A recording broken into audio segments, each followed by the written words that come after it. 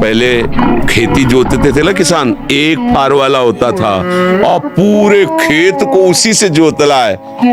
बलवान होते, 2 लीटर मठा और 8 रोटी पाए, बैल की जैसी ताकत। अगर बैल को नाथ पकड़ के रोक ले तो वही खड़ा हो जाए।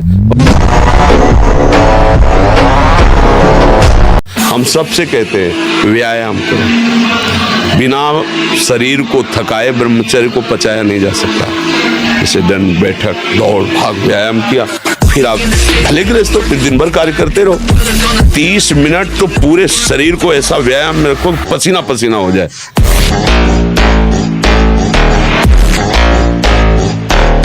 मन, वीर्य और प्राण तीनों का एक कनेक्शन है, एक ही कनेक्शन है।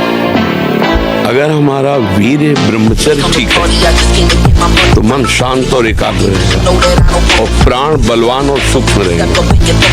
अगर वीर्य कमजोर होगा तो मन चंचल अशांत और प्राण स्थूल और बलहीन हो जाएंगे।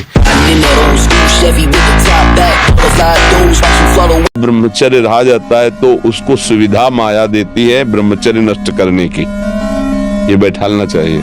जैसे आप नियम लिए कि मैं आजीवन ब्रह्मचारी रहूंगा, तो आपको पक्की सुविधा एक समय आएगी कि आप आराम से भोग लीजिए।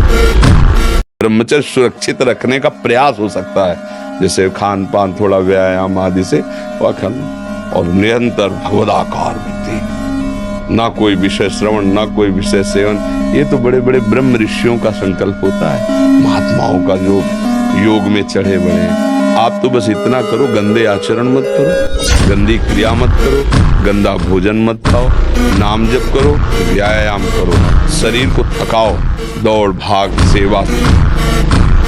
आसनों पर 6-6 घंटे पद्मासनों पर बैठे, बिना हिले डुले, भीषण कष्ट हुआ पर उसे शांत, तो सुषुम्ना नाड़ी खुली, वीर ऊर्ध्वगामी हो। प्राणायाम के द्वारा प्राणों का संयम, शरीर को व्यायाम के द्वारा स्वस्थ, आसनों के द्वारा वश में कर लेना, आहार के द्वारा पवित्र बुद्धि करना, इंद्रिय भोगों का दृश्य, श्रवण, संभोग, इनसे दूर रहना, इंद्रिया पवित्र, तब जाके वीर ऊर्ध्वगामी होता है। उसे कहते हैं अखंड ब्रह्मचारी।